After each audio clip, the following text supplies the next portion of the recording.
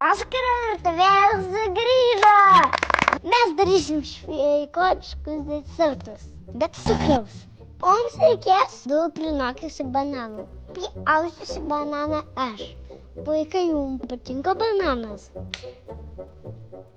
Bet aš sakai, mačiau beždžionių, tokių gerų. Tu moki taip greit, aš tai taip nemoku. Aš galiu nusipjauti pirštą. Imėgat kaip skanu. Mums reikės 2 kaimiškų kiaušinių gal. Kuria mama vištas dėti kiaušinius? Vaikai žino? Agriku! Reikia mums pusantros stiklinės avižų. Tuoj bus šveikuolikas desertas. Dabar reikia biškį sutrinti. Viską geriau surinkti ir sudėti blenderį. Reikia įdėti epimo miltelį.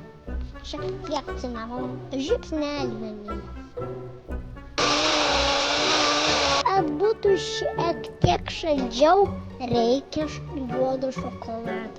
Oho, koksai gražus. Juodas šokoladas yra dar sveikesnis.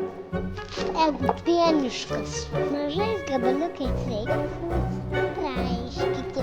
Dabar reikia viską sumaišyti į formelę. Aš darau savo ir tečio desertą.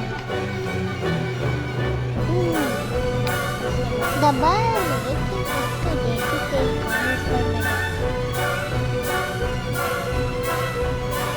Dedame.